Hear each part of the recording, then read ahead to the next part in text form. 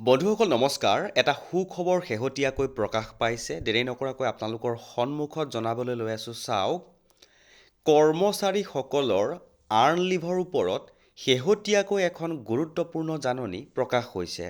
বন্ধুসকল, আজিৰ এই ভিডিঅ'টোৰ জৰিয়তে আপোনালোকক সম্পূৰ্ণকৈ জনাবলৈ যত্ন কৰিম। প্ৰথমতে আপোনালোকক দেৰি নকৰাকৈ যিখন জাননী অফিচিয়েলি প্ৰকাশ হৈছিলে আপোনালোকৰ সন্মুখত দেখুৱাবলৈ লৈ আছোঁ। চাওক, প্ৰকাশ হৈছিলে এনেকৈ: government of Assam finance establishment A department, Dispur, Guwahati 6, orders by the governor of Assam, notification. নিশ্চয়কৈ গম পাইছে, গভৰ্ণৰৰ ফালৰ পৰা এই বিশেষ নিৰ্দেশনাখন প্ৰকাশ পাইছিলে আৰু প্ৰকাশ হোৱাৰ তাৰিখটো জনাবলৈ যত্ন কৰিছোঁ। চাওক, 25 ফেব্ৰুৱাৰী 2026।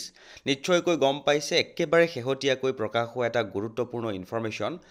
আৰু আপোনালোকৰ সন্মুখত যিখন আৰ্ণ লিভৰ সৈতে জড়িত কৰ্মচাৰীসকলৰ আৰ্ণ লিভৰ সৈতে জড়িত যিখন গুৰুত্বপূৰ্ণ নটিচ প্ৰকাশ পাইছিলে, আপোনালোকক সম্পূৰ্ণ ইয়াৰ অসমীয়া অনুবাদটো জনাবলৈ যত্ন কৰিম। নটিচখন দেখুৱাবলৈ লৈ আছোঁ। প্ৰথমতে চাওক, নটিচখন প্ৰকাশ হৈছিলে এনেকৈ আৰু ইয়াৰ পাছতে যিটো অসমীয়া কপি আপোনালোকৰ সন্মুখত দেখুৱাবলৈ লৈ আছোঁ। চাওক, অসম চৰকাৰ বিত্ত বিভাগ, দিছপুৰ, গুৱাহাটী 6, অসমৰ ৰাজ্যপালৰ আদেশে জাননী, নটিফিকেশ্যন। প্ৰকাশ হোৱাৰ তাৰিখটো হ'ল 25 ফেব্ৰুৱাৰী।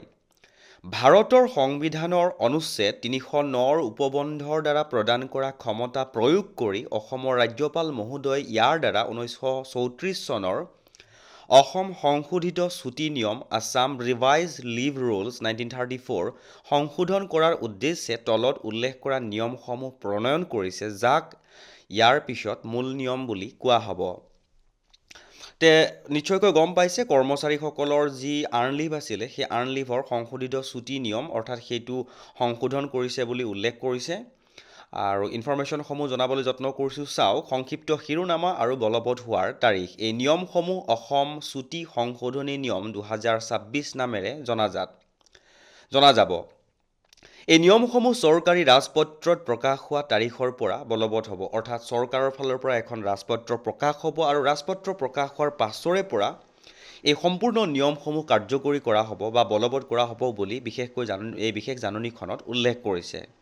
এটা অতি ভাল খবৰ বা সুখবৰ বুলি ক'ব পাৰি কৰ্মচাৰীসকলৰ কাৰণে। শেহতীয়াকৈ চৰকাৰৰ ফালৰ পৰা প্ৰকাশ হৈছিলে সংশোধনৰ নিয়মসমূহ এনেকুৱা ধৰণৰ হ'ব। মূল নিয়মসমূহৰ নিয়ম দফা 12ত কত শেষত থকা চিহ্নৰ সলনি এই চিহ্ন ব্যৱহাৰ কৰা হ'ব আৰু তাৰ পাছত দিয়া উপবন্ধ সংযোজন কৰা হ'ব। অৰ্থাৎ আগৰ যিটো নিয়ম আছিলে যে আছাম ৰিভাইজ লিভ ৰুলছ 1934ত যিখিনি 12 নম্বৰ দফাত যিখিনি ইনফৰমেশ্যন বা কথা লিখা আছিলে, সেই ইনফৰমেশ্যনসমূহৰ শেষত এই চিন দি এটা নতুন উপবন্ধ সংযোজন কৰা হ'ব বুলি কৈছে আৰু সেই সংযোজন কৰা উপবন্ধটোৱেই বৰ্তমান অসম চৰকাৰৰ যিখন ৰাজপত্ৰ প্ৰকাশ হ'ব, সেই ৰাজপত্ৰখন প্ৰকাশ হোৱাৰ পাছৰে পৰা কাৰ্যকৰী কৰা হ'ব বা বলবৎ কৰা হ'ব। নিশ্চয়কৈ কৰ্মচাৰীসকলে গম পাইছে যে সেই যি আছাম ৰিভাইজ লিভ ৰুলছ 1934 সেই সংশোধন কৰি উপবন্ধ সংযোজন কৰা হ'ব আৰু এইখিনি কথা সংযোগ কৰিছে যে বিদ্যালয় শিক্ষা বিভাগৰ অন্তৰ্গত বিদ্যালয়ত শিক্ষক হিচাপে কৰ্মৰত এজন চৰকাৰী কৰ্মচাৰীয়ে বছৰত 15 দিন আৰ্জিত ছুটী আৰু 20 দিনৰ আধা বেতনৰ ছুটী সলনি 10 দিন আৰু ইয়াৰ লগতে 5 দিন অতিৰিক্ত আৰ্জিত ছুটী লাভ কৰিবলৈ অধিকাৰ থাকিব। নিশ্চয়কৈ গম পাইছে, বিশেষকৈ শিক্ষা বিভাগৰ অধীনৰ কৰ্মৰত শিক্ষকসকলৰ বাবে আজিৰ এই সময়ত এটা গুৰুত্বপূৰ্ণ ইনফৰমেশ্যন বুলি ক'ব পাৰি। ইনফৰমেশ্যনটো পোৱাৰ লগে লগে আপোনালোকৰ সৈতে শ্বেয়াৰ কৰিলোঁ। বন্ধুসকল, যদি ইনফৰমেশ্যনটো ভাল লাগিছে আপুনিও এবাৰ শ্বেয়াৰ নকৰাকৈ নাথাকিব আৰু সদৌ শেষত চেনেলটো ছাবস্ক্ৰাইব কৰি যাব বুলি আশা ৰাখিলোঁ।